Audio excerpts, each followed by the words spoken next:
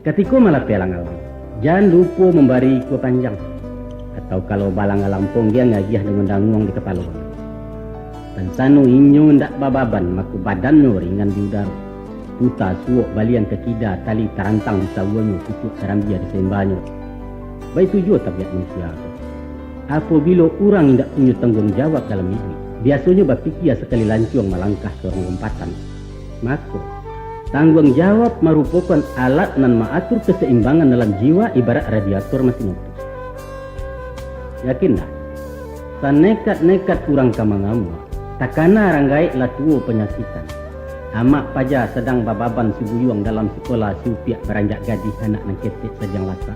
Pasti orang mencari pisang. Ya lah.